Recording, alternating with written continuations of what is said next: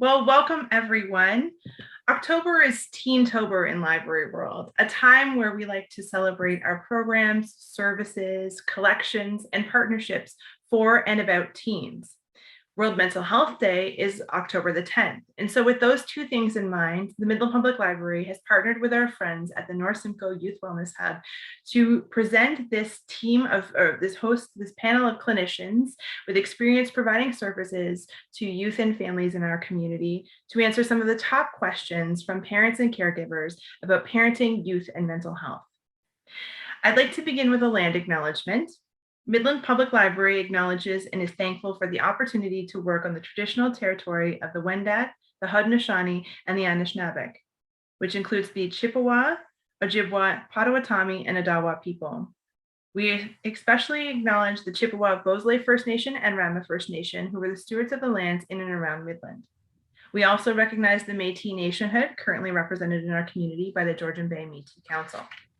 We recognize and deeply respect their ongoing and historical connection to these lands. These connections need to be clearly and overtly articulated as part of our collective agreement to make the promise and the work of truth and reconciliation real in our community. And for an action item, I'm going to toss things over to our friend Jay. Jay, over to you. Thank you so much, Jen. Hi, I'm Jay. I am Mohawk from the Six Nations of the Grand River, and with TRC Day being a new holiday this year, I thought it would be appropriate to input a call to action. One of the things that impacts First Nations communities across Turtle Island is access to clean drinking water. And I just want to point folks that the Elmvale Alliston Aquifer is one of the cleanest sources of water in the world, and is constantly under threat from the Teton gravel pit expanding its operations and diluting that clean water with runoff. So there will be a link in the bio on where to support that initiative to learn more about it. It has been historically a very prominent Indigenous land defense movement. For those of you that are interested, I'm also going to give us a nice little water song to start our time off together. Hopefully I don't blow anyone's eardrums. Ni be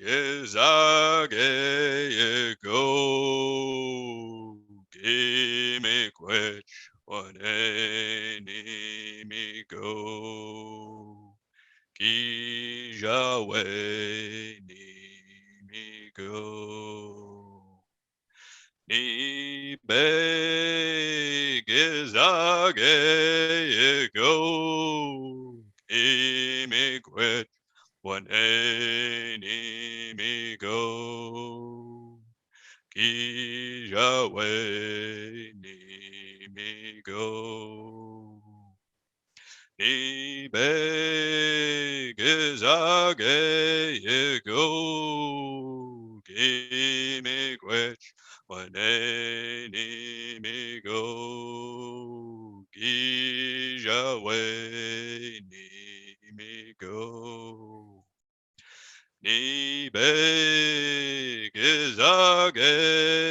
go gimme quit one enemy go ki Yahweh ni me go. Big rich for that, everyone. Thank you, Jay. For those of you who don't know, my name is Jennifer Paquette, and I'm the Adult and Teen Services Coordinator at the Midland Public Library, and I will be your host for the panel discussion this evening. Before we get started, a few housekeeping items. So as I mentioned to our panelists before, we'll be recording our first half of the program for patrons to be able to view on our YouTube, social media channels, and websites of both partner organizations. There will be a portion at the end of the program that won't be recorded for any live audience questions. If any of our panelists have any questions or our audience have questions, feel free to drop them in the chat box. Likewise, if you're experiencing any technical difficulties, you can contact us there and we'll do our best to help. As with any health issues, mental health is nuanced and every case and situation is different. So it's important to note that we will not be providing any diagnoses or speaking about any case specifics in tonight's program. Our aim instead for tonight's program is to provide general information to offer guidance and potential next steps to help parents and caregivers navigate some of the key issues affecting youth and families in our community. Without further ado, let me get into introducing some of our panelists. So first we have Kelly Mclaughlin. Kelly's role is to engage youth in meaningful and dynamic ways to ensure that youth are co-creators of all that the North Simcoe Youth Wellness Hub does. As one of the navigators, Kelly can connect youth to the many of the wellness team's activities going on at the hub, as well as education, employment, and Indigenous services. Kelly likes to be action-oriented, bringing youth perspective and ideas to life, and you will see Kelly popping up and driving the North Simcoe Youth Wellness Hub van throughout the community, reaching youth and sharing swag. Another part of Kelly's role with the hub is to bring the hub's giant mascot Jojo to life, so keep an eye out for Jojo. Also joining us this evening is Amber Scott. Amber is a peer support worker with the Patient, Client, and Family Council and a member of the North Simcoe Youth Wellness Hub's wellness team. She's been working in peer support for both organizations for over 2.5 years. She brings both her personal lived experiences and invaluable perspective as a youth herself to the provision of care and support of the youth at the North Simcoe Youth Wellness Hub. We also are pleased to welcome Dr. Rob Meade. Dr. Rob Meade is a pediatrician with a practice focused on behavior and mental health issues. He completed his medical education at McMaster University and residency training in pediatrics at Western University. He is the medical director of Family, Child, and Youth Mental Health at Waypoint Center for Mental Health Care. He's the co-host of the Smart Family podcast and loves sharing information about parenting, child development and behavior, and family relationships. Also joining us is Lindsay Burris. Lindsay is a concurrent disorders counselor and registered psychotherapist who has been providing services at Waypoint for the past 13 years. Lindsay has worked on a variety of programs, including concurrent disorders treatment, acute assessment, long-term rehabilitation, and is currently serving the local community via Waypoint's outpatient services. Lindsay has always been passionate about advocating for integrated treatment, helping people regain a sense of self, and bringing about lasting and meaningful changes in their lives. Lindsay graduated with academic honors from the Mental Health and Addictions Worker Program at Canadore College, holds a supervision and management certificate from the University of Waterloo, and is currently finishing up her BA with a concentration in psychology through the Laurentian University. Joining us this evening is also Maria Beyer. Maria Beyer is a clinical manager at New Path Youth and Family Services, responsible for the Youth and Family and New Directions programs. Maria has a master's degree in social work and has worked in the field for 30 years. In the past, she's been employed as a youth and family therapist in several children's mental health centers, as well as in private practice, and has taught social work at Lakehead University and Georgian College. Maria is passionate about child and youth mental health and supporting parents and families. She lives in Aurelia and is the mother of 2 sons who are attending university. And Jay Stats. Jay Stats is an Indigenous queer person with a background in community work and healthcare. They have a passion, along with lived experience, for 2S LGBTQ+ empowerment, Indigenous movements, harm reduction and addiction support, and mental health care. They're happy to bring their skill set and experience to the table for tonight's panel discussion.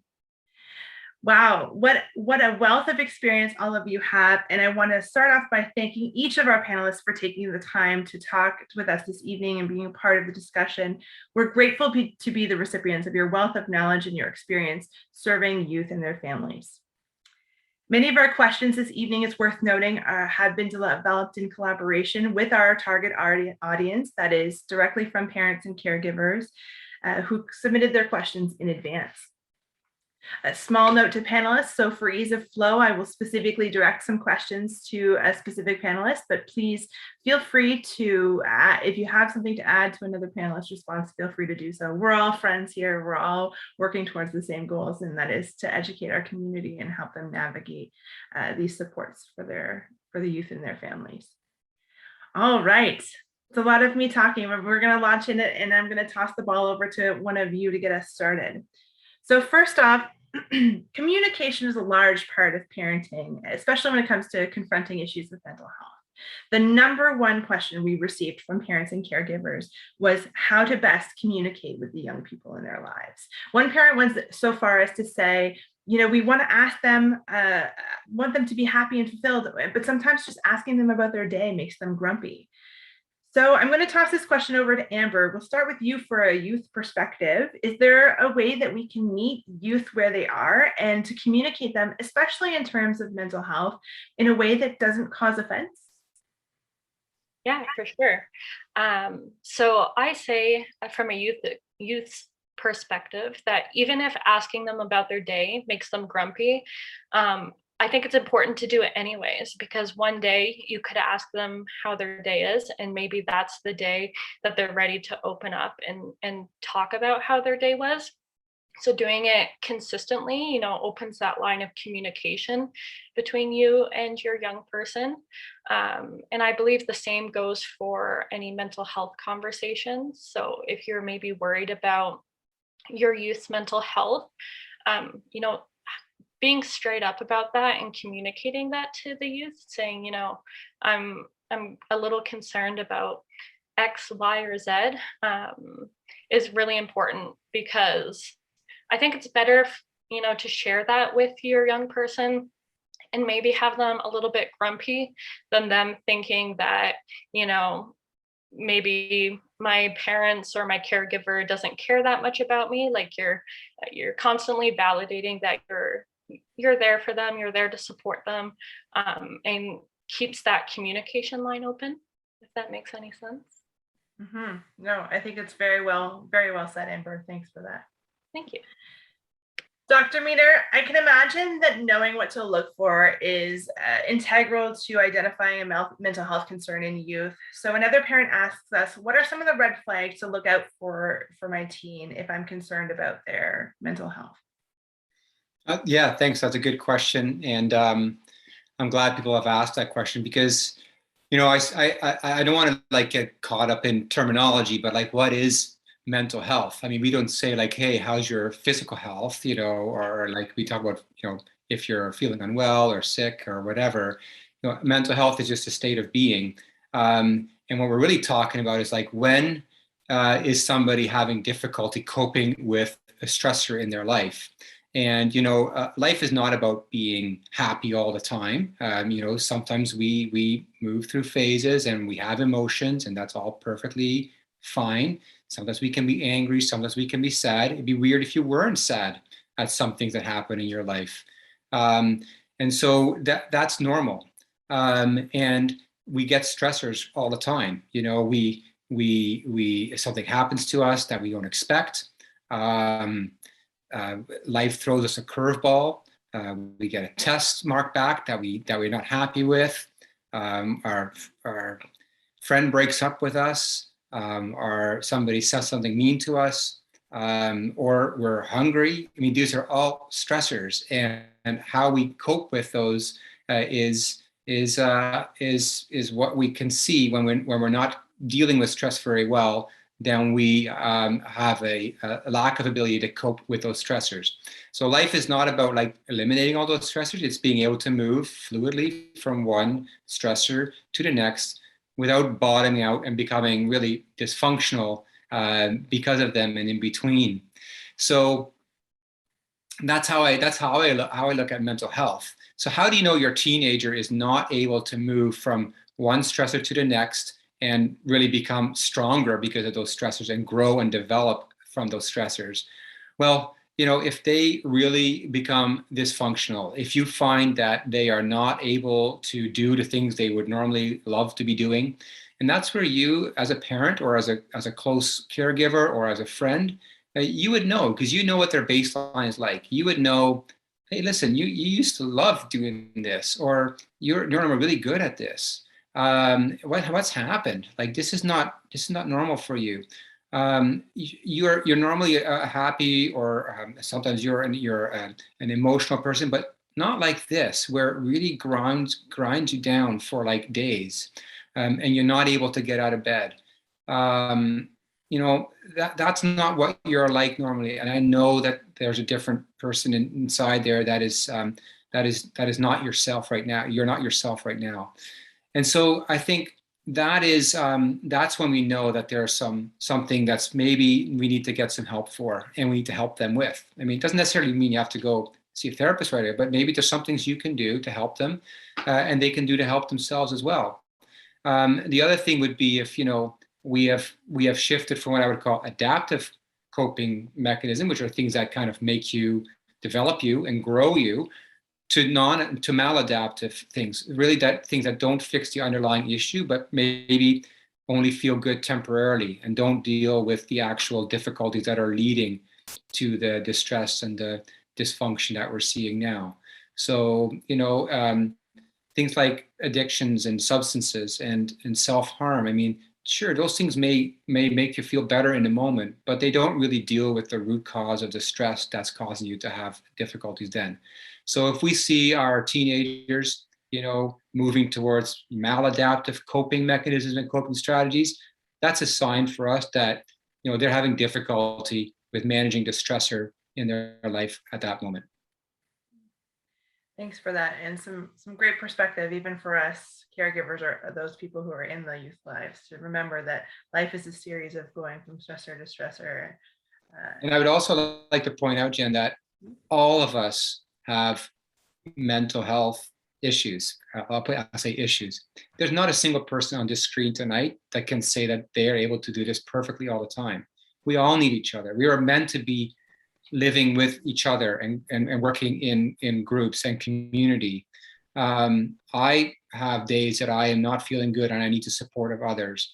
So to kind of try and box people into diagnoses and, that are maybe pigeonholing them into a certain situation is maybe doesn't really give you a full perspective. We need to look at everybody, all of us, we all need each other at times. There's nothing wrong with that. There's no need to have stigma around that. To say that you need somebody's help is actually a really great and wise thing to do. Well said. Thank you so much for that. Okay, so let's say a parent has identified a concern and they think that maybe their youth needs to seek treatment. I'm going to pose this next question to Kelly as the professional navigator amongst the group.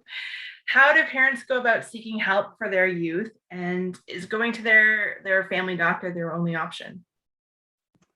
Yeah, well, I'm really excited to say that the hub is all about decreasing the barriers to accessing help. So you can go to your doctor to get a referral. That's one route you can go, but the hub is really very accessible. There's a few different ways that you can connect to the hub and access support. So one way would be to check out our social media. And if you DM'd us, we would for sure be connecting with you. So we're on Facebook and Instagram, Twitter, and TikTok. We're all over the place. So if you looked North Simcoe Youth Wellness Hub, you'd find us, and that would be one way to find out what we're up to, what activities are happening, but also how to connect. The space, the youth space, is located in the Community Health Hub. So you can actually go to the Community Health Hub and walk into the youth space. It's on the main level. It's very visible from when you first walk into that building. And Jamie and Amber here, Amber's here today, they're always in the space. So they're welcoming and friendly, and will be able to answer your questions. So that's an easy way. Also, we have the hub line. So get out your cellular device, and it's 705-427-5639. And it's very easy to connect to whoever you want to talk to. And the last place would be our website. If you go to Youth Wellness Hubs Ontario and then get to North Simcoe, you can do the request for service, and you can self-refer, fill out the information. We get that very quickly, and you'll hear from one of us, and bam, we start connecting you to the supports you're looking for. So that's how easy it is. That's excellent. And so we'll be dropping all of those contacts, the social media channels and the telephone and the hub line and all those links down in the show notes below for folks as well. So they can just check out that information there. So yes, so Family Doctor is one option, but accessing the hub can really lend a hand in getting some of those, getting some treatment and seeking those supports. You mentioned Amber in your response, and we've sort of spoken a little bit about Amber in her bio, what it is that she does. So, talking about peer support and as a service at the Northsonville Youth Wellness Hub that they provide, can you talk a little bit more about, for those of us who don't know what peer support is, sort of what is it and what is its value? For sure. So as a peer support worker, that basically means that I'm somebody with lived experience with mental health, and I'm in active recovery. So I'm able to use my story to help support other people that might be going through, similar things that I went through. So that can look different for everybody, but it's super valuable to be able to talk to someone that has gone through similar struggles that you're going through, and looking at them and being like, hey, this through, like, they're okay, I can do that too. So in the position of peer support, we're kind of able to be able to give other people hope by using our own stories. That's fantastic. Thanks for sharing. And I can really see the value of having someone provide peer support for youth and for everybody. So here's another big concern that we have sort of heard expressed from parents and caregivers when it comes to seeking treatment for their youth. And that is, what do I do when my youth isn't interested in getting help? So Maria, what's your perspective on how you approach this kind of challenge? Sorry, you're just on mute. Had to be the first one to do that. There's one in every Zoom meeting, it's true. I know, and it was me this time. Yeah, so you're absolutely right. It is something that comes up a lot. And I think first I just want to acknowledge, for parents, how tough that can be to be in that position, when you are worried enough that you decide that, you feel this is something that your child needs. And when they're putting up barriers to doing that, that's a tough place to be. In terms of the starting place, like Amber was talking about, I would really suggest opening up that discussion with your teen, letting them know what your concerns are, without it becoming a big lecture, but really in the context of your concern and your love for them and what you've noticed maybe that's been different or that's been concerning you.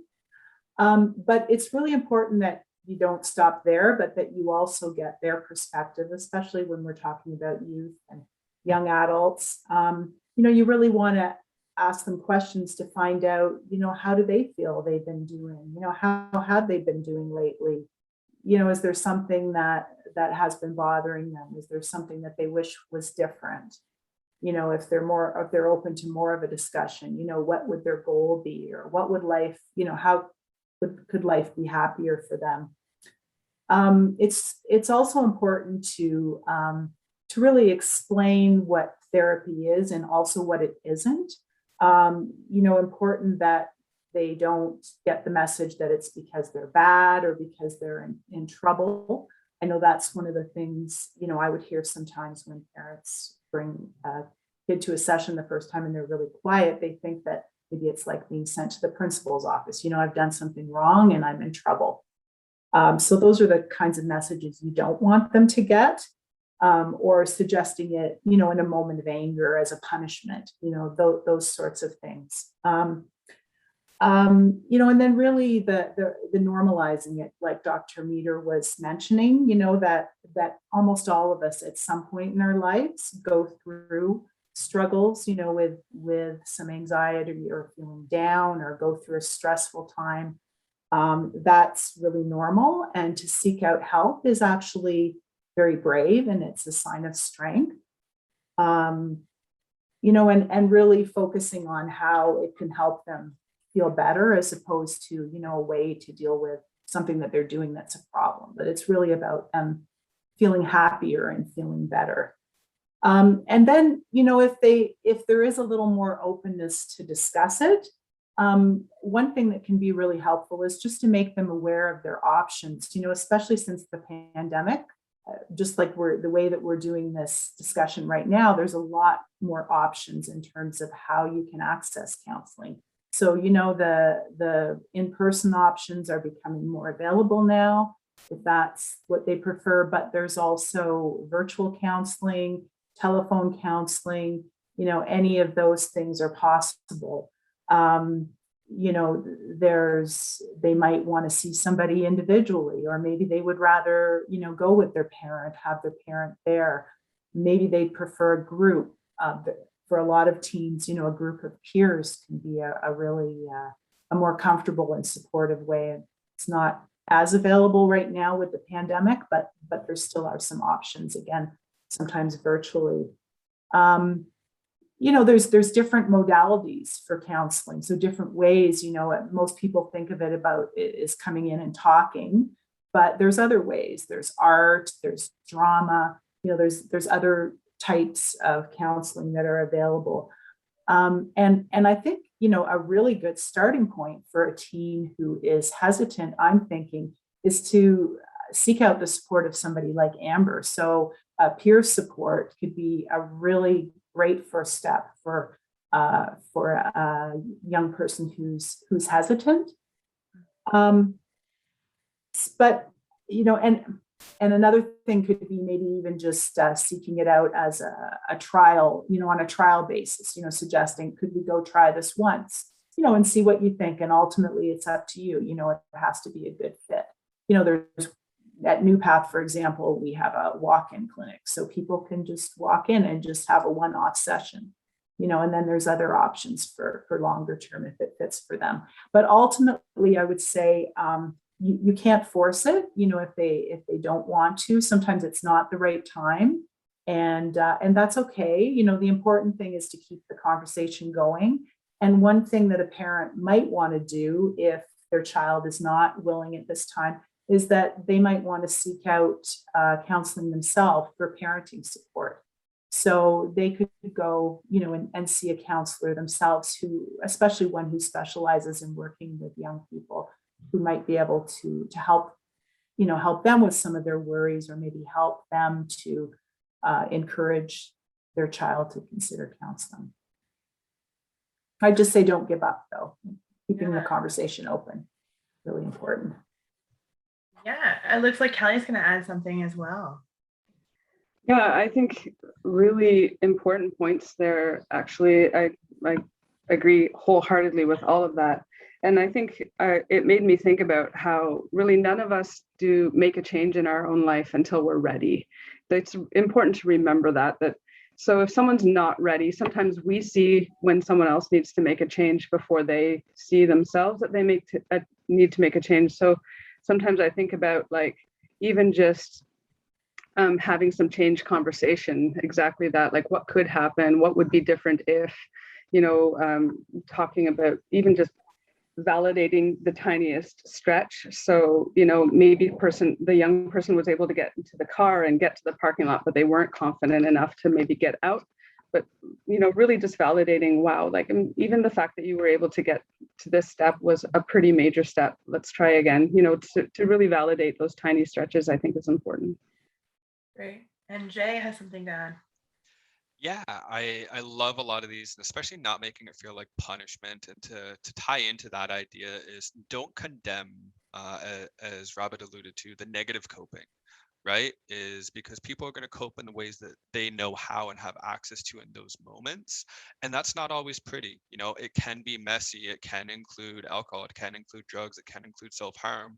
But if we want the young people in our life to continue trusting us, we need to be open to hearing that that's the way they coped.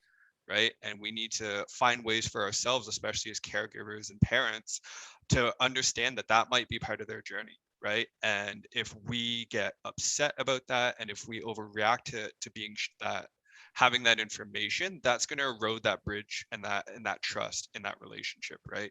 If you want them to be able to come to you about these things, you have to be open to hearing things that you might not want to hear, right? And I think that that's important when we talk about having parental support as well, right? Is because even myself as a young person, I coped heavily with alcohol, right? And my parents didn't like it, and we got into a lot of arguments about it, and all it did was shut down my turning to them, right? And eventually I sought support on my own, but that was after a lot of years of wanting that support from my parents, right? And them not meeting me on that bridge anywhere, right? And even in that, be honest, right? It's like, I don't like your coping in this way, and I want to give you the tools to do it differently, right? Is acknowledge that, like, hey, I don't like it, but I'm not going to tell you how to cope, but I am going to help you get different ways to cope. Thank you for sharing those points, everyone. And I also really liked what you had to say, Maria, about the fact that, seeking support or seeking treatment doesn't necessarily take the form that we think it does. Just because we saw it on TV doesn't necessarily mean that that's the way it goes down in real life. And there are so many different options. So, being consistent, communicating, and the way you've all phrased those things, that's fantastic. Thank you so much for that. I'm going to turn now to a few specific mental health issues that affect youth. My first question is for Dr. Meade.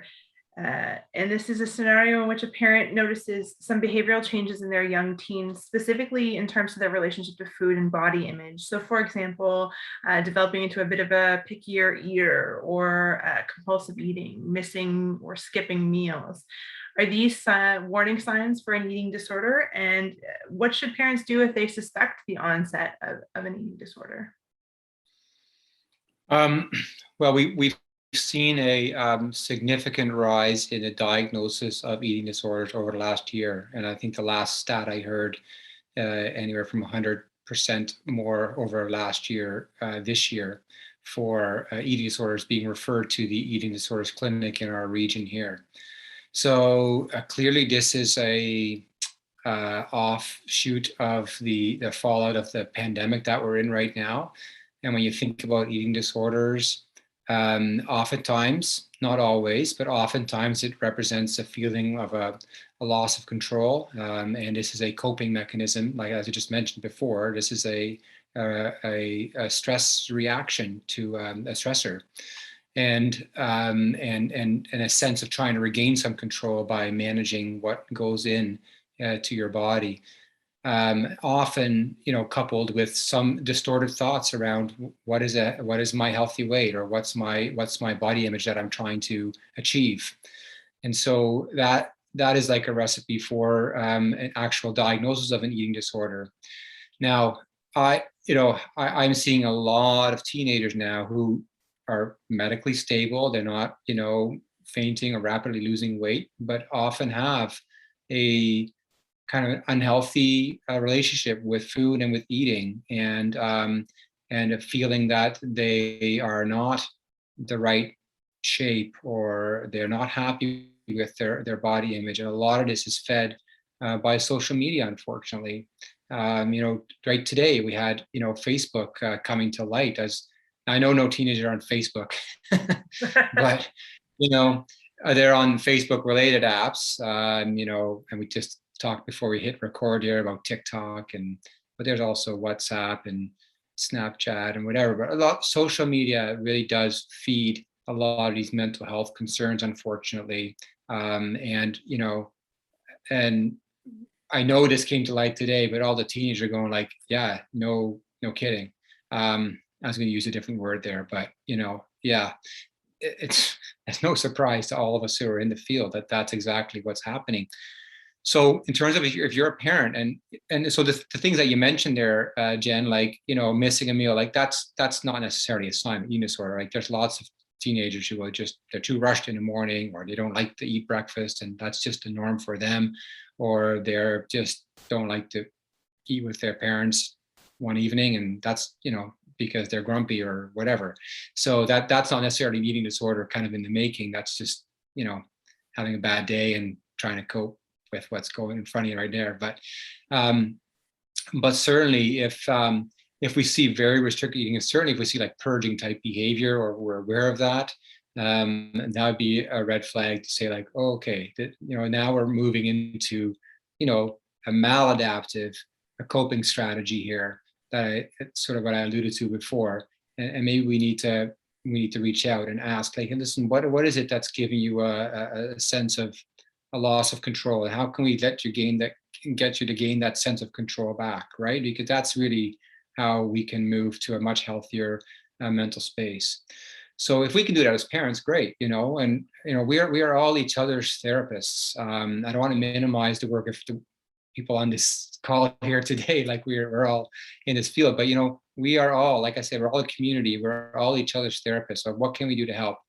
And if we're feeling overwhelmed, like we are not able to offer the support they need, we need to look for professional help. And that's when we reach out to a counselor who's trained in this, maybe to our family physician to maybe guide us towards where we need to go. And yeah, there's eating disorders clinics, but like I said, they're overwhelmed right now, unfortunately. I know that the COVID recovery group is looking at ways to train more people to manage eating disorders, given the surge that we're seeing right now. So we hopefully will see more resources in this regionally and provincially, because we need it, because we want to shift from sort of that maladaptive coping mechanism to an adaptive one that leads to growth and meaning. Thank you for that. My next question, sorry, I'm letting it all digest. My next question is for Lindsay. And so in this case, this parent asks, when cleaning my teen's room, I found hidden alcohol bottles, and on occasion they've come home from hanging out with friends intoxicated. I know this can be typical teenage behavior, but when should I be worried about my teen's binge drinking? How much is too much? Okay, all right. Thanks, Jen. That's a really great question, and I definitely agree. With the first part, teens are typically known for that kind of behavior. Maybe some experimenting starting to happen, socializing with alcohol going on, possibly some other substances in the mix there too. So, I mean, it's an exciting time for youth. So some experimentation, testing of limits, certainly not surprising in the youth category.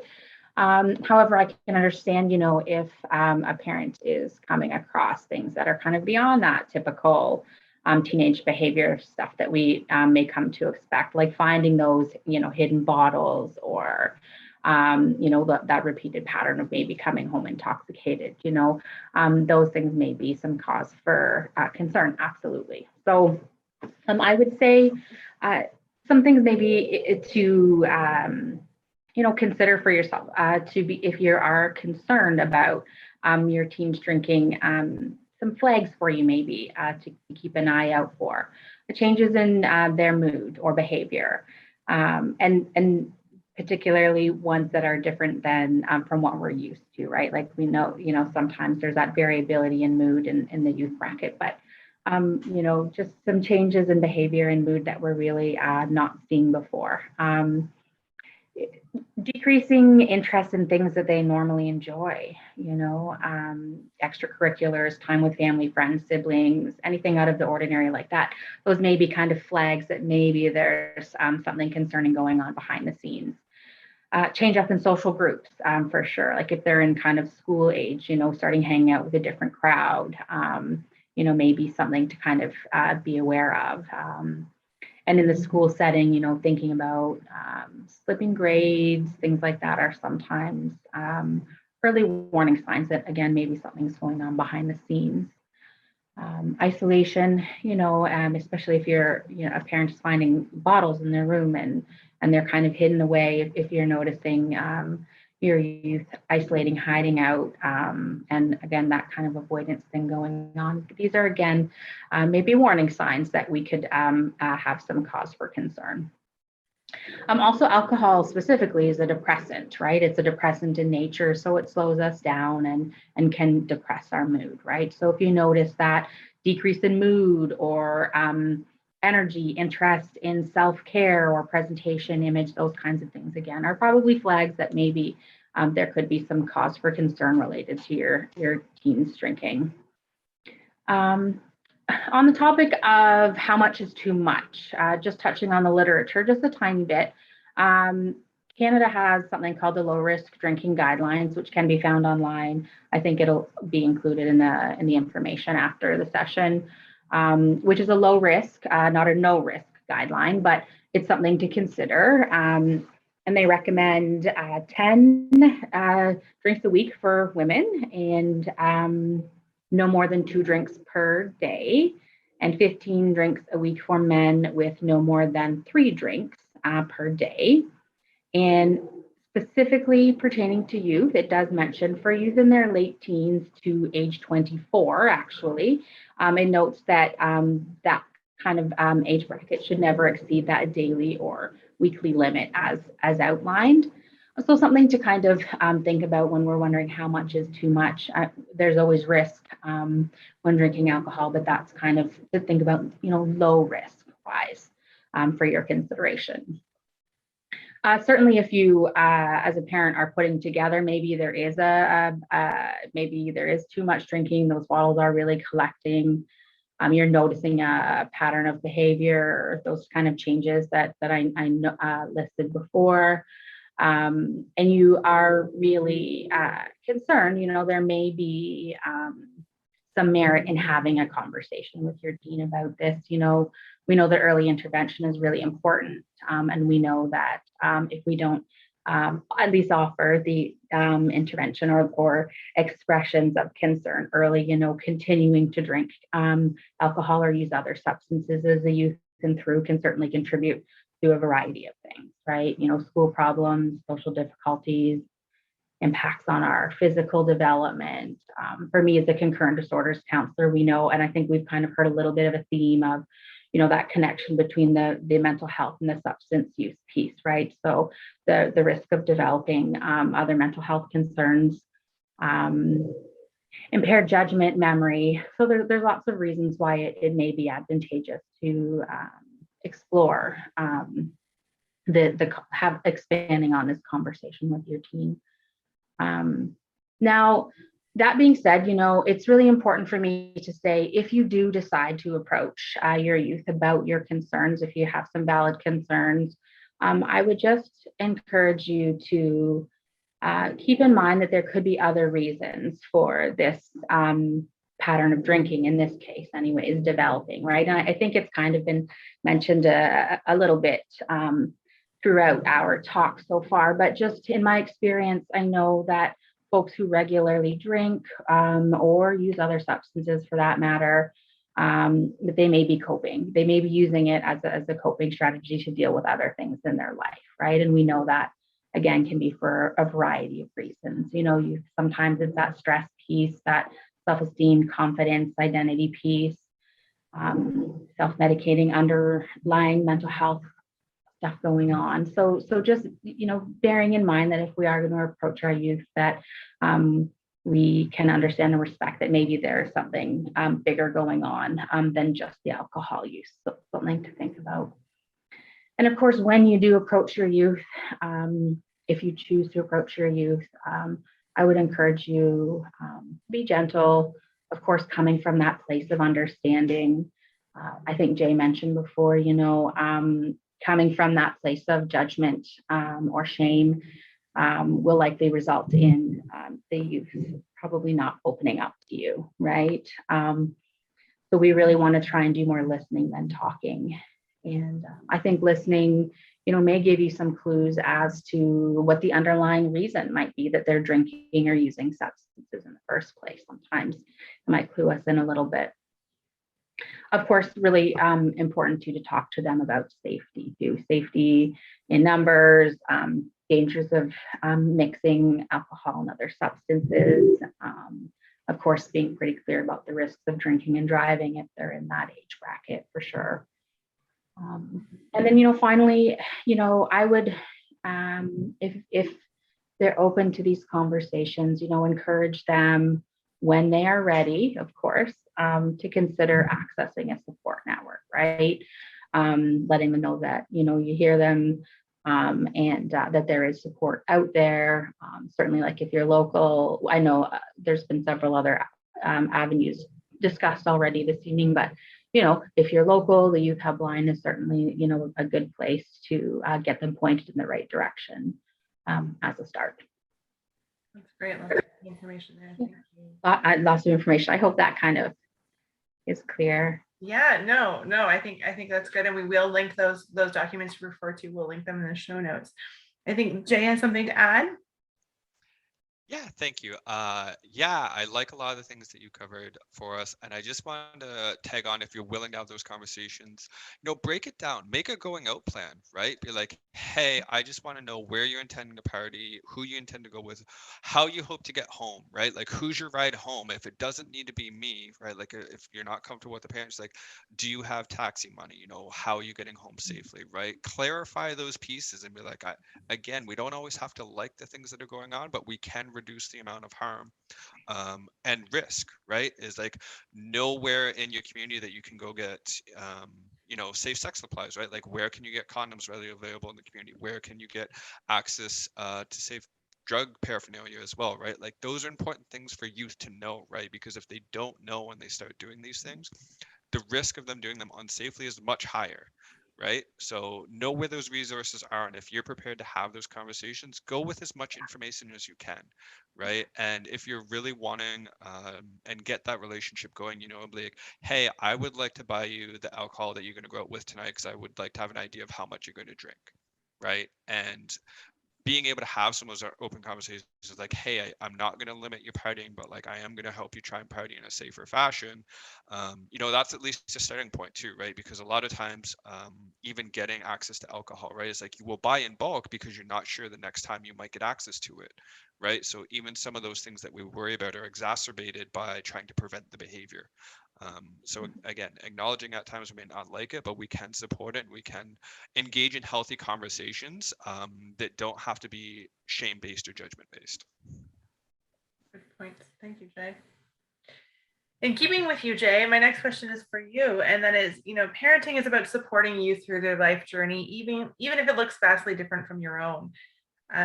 So my next question is about how we as caring adults and caregivers can do a better job supporting our youth. So Jay, for some, supporting a youth exploring their sexual and gender identity is new territory. Where can someone turn if they want to learn how to better support youth exploring their sexual and gender identity? Yeah, so this is a question we get a lot. So here at the Gilbert Center in our family program, we do a lot of that education, right? Is like, we will talk to parents as well as work with youth to make sure that you have the information that you need to feel comfortable, right? We also connect with PFLAG, which is a national organization, but they have like a Simcoe chapter. It's led by Loretta. Absolutely lovely. And that's for parents of LGBTQ youth, right? So we want parents to connect with other parents, right? And we've already talked about the value of peer support when it relates to youth, but it's also important when we're thinking about parents, right? Is like, you want to talk to other people that are facing these same issues in the same position you are, right? And demystifying some of those things, right? Is like, what does it mean to explore gender? What does it mean to explore your identity, right? It's not these groundbreaking, huge medical interventions that people make it out to be, right? It's playing with makeup. It's getting access to different clothing that you might not be allowed to try on in the stores because of how people perceive you, right? It's getting your nails done, right? Like, having someone to accompany you to a salon and get a manicure, like that. It can be those simple things, right? And looking at transition-related aids such as binders, right? And trans tape. Knowing what those resources are and demystifying it, right? These are not things that are super harmful to kids. They can be explored in safe, healthy ways.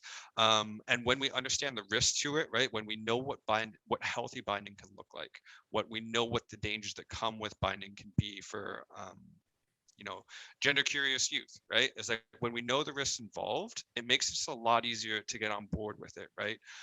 Because a lot of times there's these huge myths, right? That it's big medical interventions that they're requiring, but it's not, right? It's simple things. It's names, it's pronouns, it's hair, it's makeup, it's clothing options, right? And supporting those things is a lot easier than tackling the medical system, right?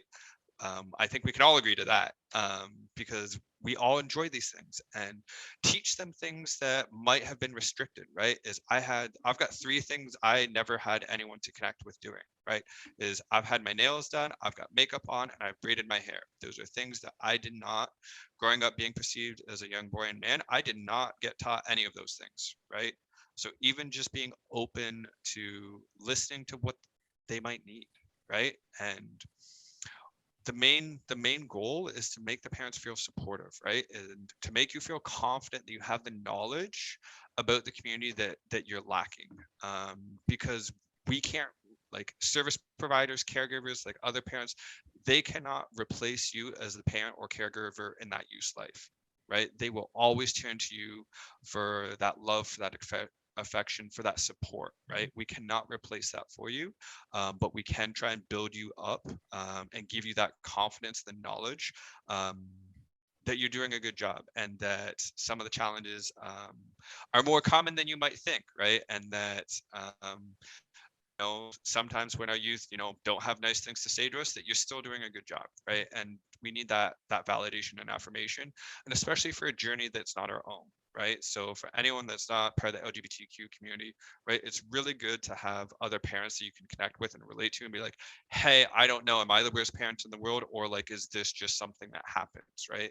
And creating that space, right? And I think one of the biggest things is just starting to reach out for education, for resources, because it can really impact the dynamic if you're asking your youth to educate you, because that's a lot of labor when they're trying to figure out who they are. Very good point. We'll link, all those resources you mentioned, the Gilbert Center, PFLAG, we'll link those down in the show notes, as well as a couple of documents with links to them. I especially like the way you break it down. It's like, hey, you don't have to tackle this big, medical field. You can break it down to simpler things. And so I think that's really great. Thank you for that, Jason. So here's another problem I've heard quite a bit about, and consistently from parents, especially as summer drew to a close this year. And there was a worry that their youth were regularly going to bed at 1 and 2 a.m. because they were playing on their phone or video games, tablets, etc., cell phones, and that they're worried that their kids weren't getting enough sleep to function properly throughout the day. So my next question is going to go to Dr. Meade, and that is, what can parents and caregivers do to encourage positive sleep patterns? We've seen a huge shift in teenagers' bed habits and sleeping habits over the course of the pandemic and the last lockdown especially. Everybody went to bed later. A combination of factors. There was less to get up for in the morning, when schools were out. There was no bus coming at 7 o'clock. There was no quick rush out the door.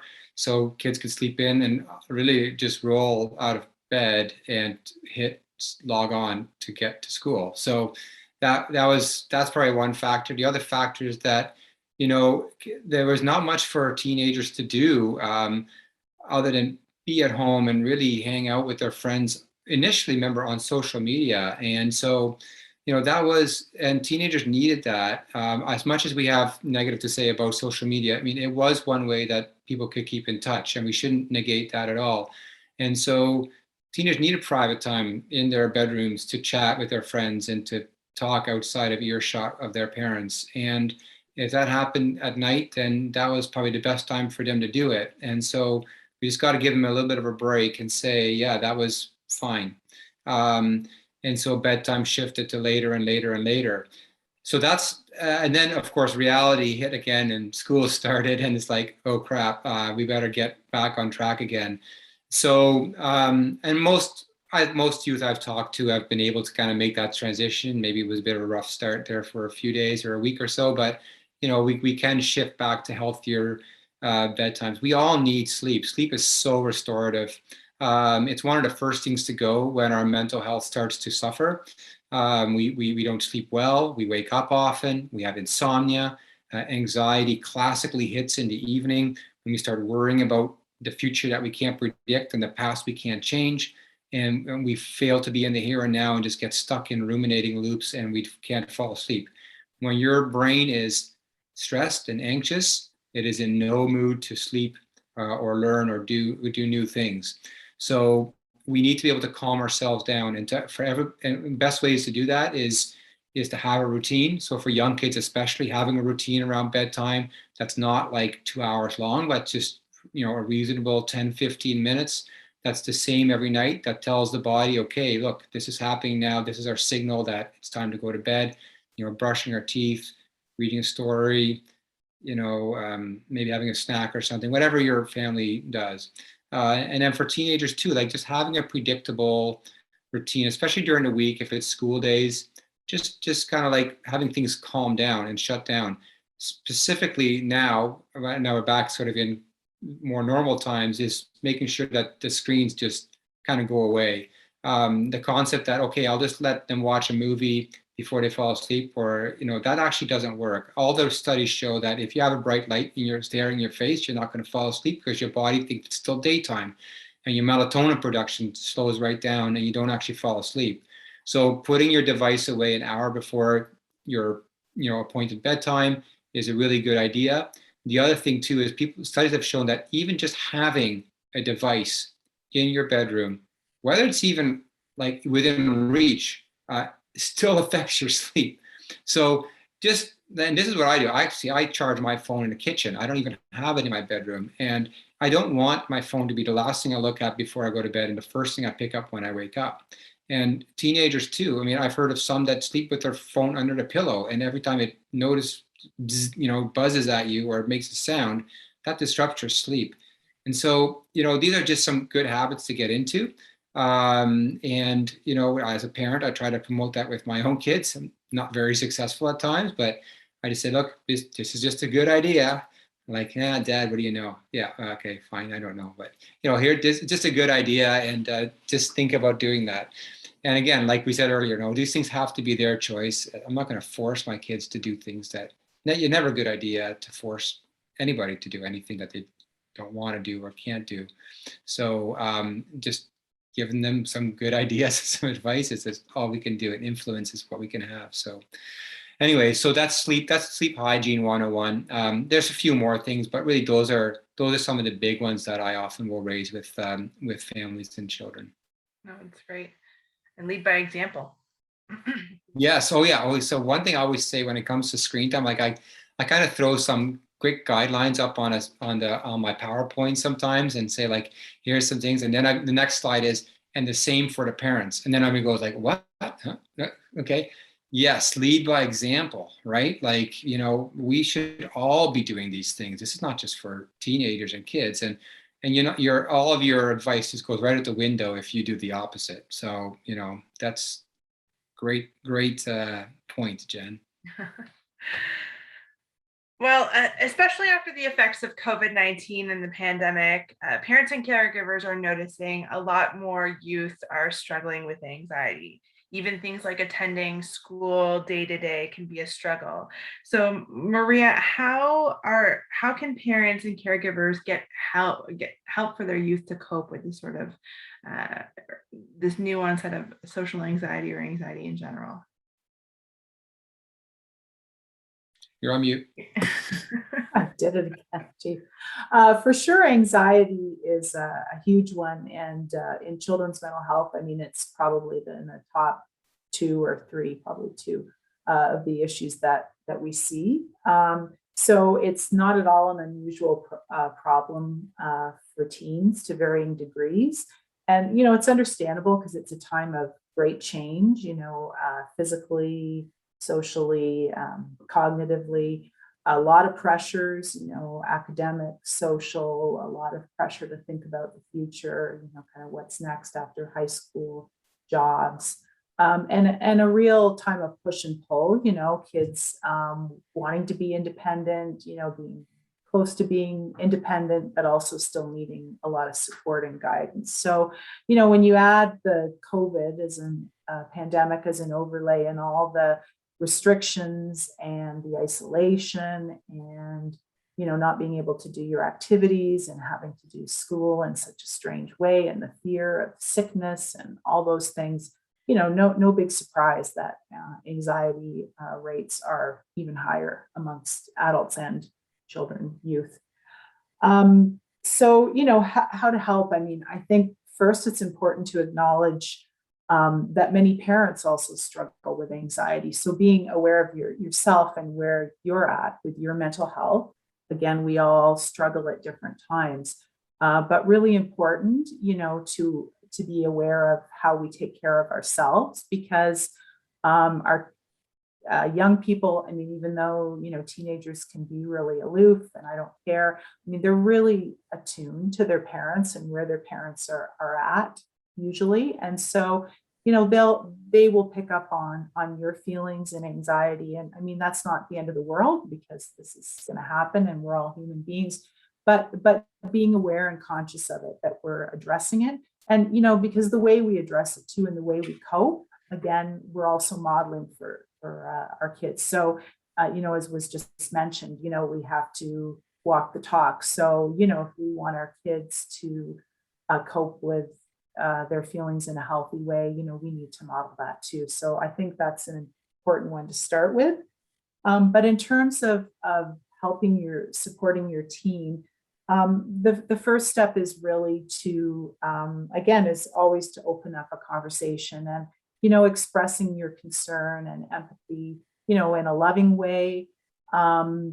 Maybe just making an observation about something maybe that you've noticed, like, hey, you seem to be spending a lot more time in your room lately. I'm just wondering, kind of wondering what's up with that. Trying to in a gentle way, explore a bit with them about what that anxiety might be about, because that can lead to some problem solving conversations. And, if we reflect, we all know that problems become bigger when we keep them inside our heads. We ruminate and we go over things, and things become bigger. So talking to somebody that we trust, can really help shrink those problems. Like, for example, you hear about a lot of kids, a lot of anxious kids suffer from perfectionism, thinking that they have to be doing everything right, good grades, working a lot of hours, having a great, boyfriend or girlfriend, having lots of friends, looking great. And they struggle with that in their heads, but to be able to talk about it, have a conversation about it, sometimes, as parents, you can support them to really look at it more realistically and be a little bit kinder to themselves. And if your young person is willing to share their feelings, really important to validate it, that it's okay it's normal to get worried sometimes, to get anxious, to be disappointed about things. This happens to all of us. It's part of life, and, it's normal. But, that also means that, we don't want to minimize it. So it's kind of that balance. I know somebody mentioned earlier, somehow it came up, something about control. And I think anxiety is something that can become more heightened or aggravated when we don't feel that we have control, and sometimes, the fear of the anxiety itself causes it to spiral. And that's where we hear about more sort of severe cases of anxiety that maybe lead to panic. So having a plan is supporting our teens to develop a plan, a coping plan of their own, can be a really great way that we can help them to take back some of that control, realize that, there are some things that I can actually do that make me feel better. So exploring that with your teen, what kinds of things do they notice that they're doing when they do feel better, or when they have had a rough day, what do they do that seems to help make them feel a little bit better? So, that could be things like, just talking to a friend, or going for a walk, or listening to music, or if they're into it, yoga or meditating, or, maybe they play sports, maybe they go out and shoot some hoops, punching a punching bag, any of those things. So that they really develop their own plan for what works for them. We know it's different for all of us. What helps me to feel less anxious or feel less stressed is going to be different than it is for you. One really good specific technique that I've heard to be very helpful, especially for young people who like to write, is to have a journal, and even have a worry journal. So sometimes, and again, this is about kind of taking back some control, but kind of having planned worrying, which sounds a little bit odd, but if you know that you're worried and you're anxious anyway, sometimes if you plan it or you schedule it and then you kind of get it aside, you do some writing about, all the stuff that I'm thinking about right now, and maybe some quick answers. You put it in that book, you put the book away in the drawer. Ideally, this is not right before bed, like if you're talking about sleep. So earlier, that can be a really good way, again, of taking back some control and getting that, out of your head. And finally, just all the common sense things that we all know about that we can do proactively to help our mental health and our stress level. Things like, getting enough sleep, eating well, being active every day, even if it's just going for a walk, making sure that we connect with, somebody, at least one person at some point during the day that we like to connect with, doing activities that we love, right? All those things proactively are things that parents can encourage in their kids. Now, for sure, there's going to be times, and I think Dr. Meade talked about, some of the signs that mental health is becoming a greater concern, and maybe you want to seek out more help. And I think that's going to be discussed a little bit more in the following question. But certainly that's possible that sometimes you're going to need to make that call. But there are a lot of things you can do in advance. But I think, again, like with all of these things, the really important thing is keeping the lines of communication open and having those conversations so that that your team knows that they're not alone. Mm-hmm. Really sort of naming the monster or naming it and being able to develop those ways to cope or adapt. Amber, you have something to add? I just wanted to do a super quick add in and just say that anxiety does come in multiple forms too, that I think some people don't realize. Some youth themselves don't even realize what they're experiencing as anxiety.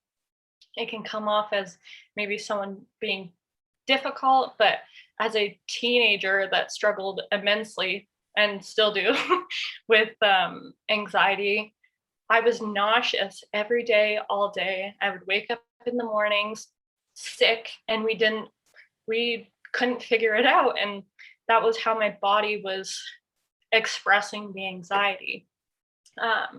So I think that's just an important thing to keep in mind when you're like investigating anxiety and stuff like that, is that it can look very different for everybody. So yeah. Really great point. It really can manifest physically. That's a good point. And Jay, something to add? Yeah, I think another thing that we have alluded to but haven't explicitly named is when we leave the pandemic environment of a supportive home for, say, LGBTQ youth, right? Or if you happen to be, in a Black home or an Indigenous home, right? When you've been locked down in that supportive environment, and then going back into environments that are going to have homophobic comments, that are going to have transphobic comments, that are going to have racist remarks, right? That is a huge stressor and worrier for a lot of these youth, right? Is because they had this opportunity to only surround themselves with people that made them feel good, right? Is they got to spend a large amount of time with their friends, and with family, however that might have looked, right? So that family can at times have both a positive and negative effect on people, but their social circle was mostly their friends, right? So when we have gone back to school, a lot of anxiety around kids that are being mean, right? And not having that experience, right? Getting a reprieve from that experience and then having to adjust back to it can be challenging, right? And that's even for myself, right? Is like the way that I've been able to present and explore my own gender in the safety of my own home is vastly different than what I would have been comfortable doing and presenting to the public on a daily basis, right? Because it does become more unsafe to do some of those things, right? And that is what we as service providers in this community are also working to change, right? Is we're trying to erase some of those behaviors that have those negative consequences, right? But there's still realities, and I just wanted to make sure that we're staying mindful of those as well, right? Is that those comments, those ideas, and especially as we get more social media, right? We all know how divisive that content can be, right? So that is another thing. As our social media content has gone up, right, some of those polarized views don't always lend to making the most healthy and safe spaces for everyone. Oh, very good point. Thank you for adding that and reminding us of that. And I think this is my last. Oh no, there's a couple more questions. I thought there's a couple, my last one. So here's a question. There seems to be a trend, and this is something I've noticed working with youth, amongst young people, to place a significant amount of pressure on themselves, whether it's constantly striving for that A+ and studying at all hours of the night, or it's juggling a myriad of extracurriculars, school play, sports team, whatever it is. They're juggling a lot of different things, a lot of pressure on themselves. So my question is going to go to Dr. Meade again, but of course, all of you are welcome to jump in with any points you might have. How do we navigate this risk to mental health and educate youth about the risks of burnout? Okay, great. Because people often think that, oh, youth don't burn out, adults burn out when they have their, a job that's stressful or whatever, but kids can burn out just like anybody else can. And I'll just say it's not so much a pressure they put on themselves, it's a pressure that we put on them most of the time, especially in young kids. So we found out even before the pandemic that, kids were generally leading over scheduled lives and a lot of pressure to do well in school. We have to keep things in perspective. Failing a test in grade 5 is not the end of the world. Not getting onto a sports team is not the end of the world. And we need to just, we need to support, and we need to be empathetic, and we need to be validating of those experiences, but that's not like the end of the world. Today I had a teenager in my office who told me that he hated school and he felt that all the teachers didn't care about him. He had lots more fun on his job over the summer, where he said he made some good money and he felt good. And I said, well, why'd you take a year off and work? And, mom almost fell off her chair, but it's not, there's not one path to meaning and happiness. And I know, yes, school is a great idea. And by all means, go to school and learn and grow. But to think that there's only one path that's right for everybody is probably artificial. And so if we think that all of our kids need to get high marks, get on all the sports teams and excel and go to university, no, that is definitely not going to be a great experience for everybody. So we have to just be careful what expectations we lay on our kids, because if our child's abilities are and coping mechanisms are here, and our expectations and demands are here, that's going to be filled in with behavior, maladaptive coping mechanisms, and a lot of stress.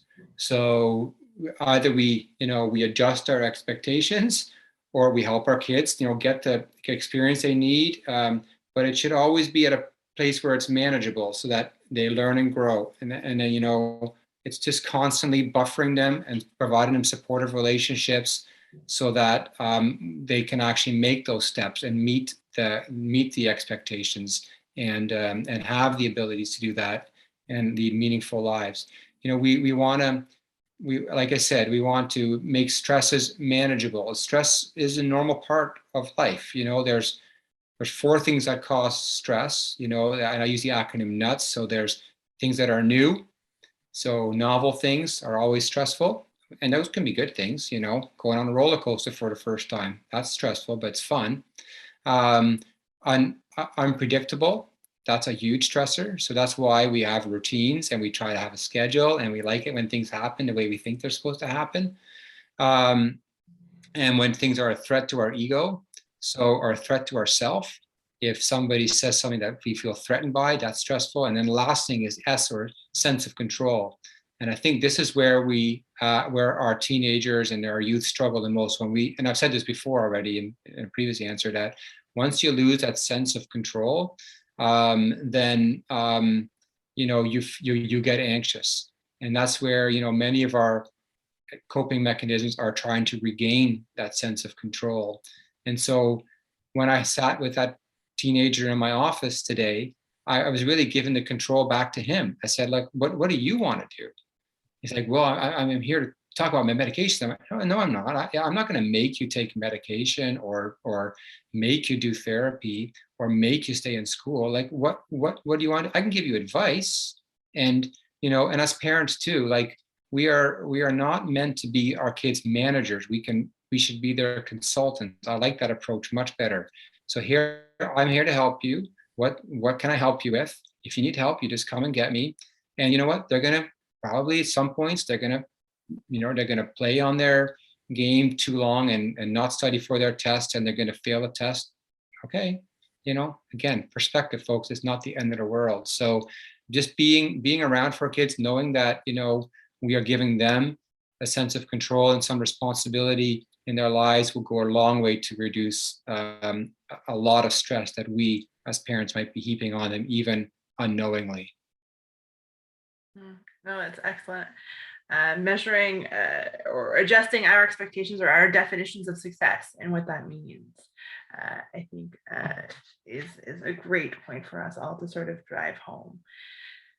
And so, well, if I've learned anything in this discussion at all, it is that parenting a youth is terrifying.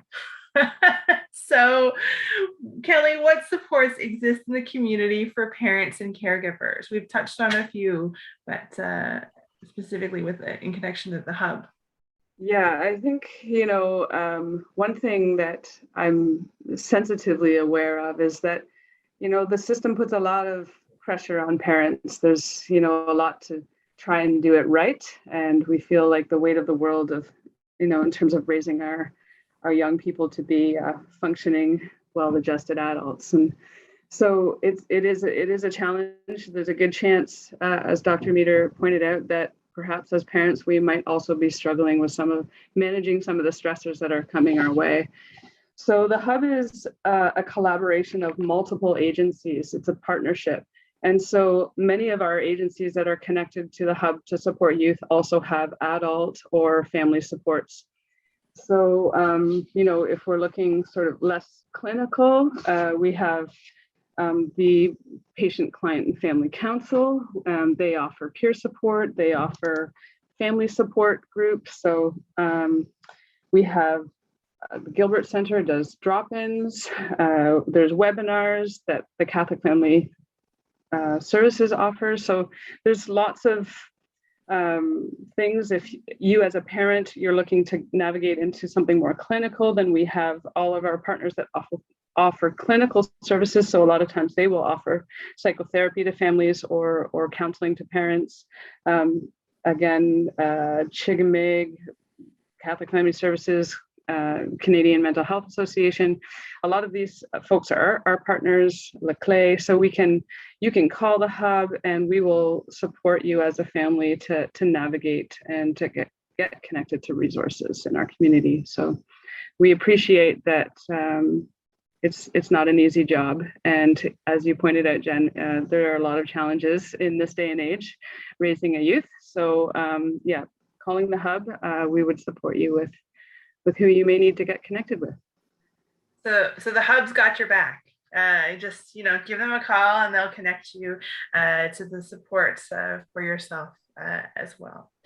Right. Well, let me close by saying a humongous thank you to all of our panelists who have taken the time to discuss these issues with us or these challenges with us, and especially of your evening this evening. So thank you for being here. We really appreciate you.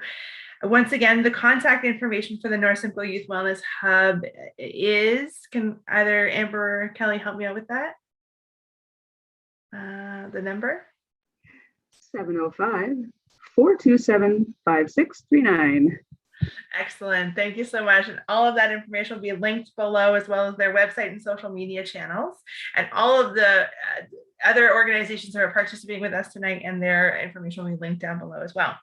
You can also visit the Midland Public Library for further resources to educate yourselves on parenting, youth, and mental health, whether it's books or articles, including our teen health and wellness, a comprehensive database for teens and those who care about teens to do research health-related issues important for their well-being. So that's available at the Midland Public Library as well. Thank you to everyone, and we'll wish you a happy and great evening.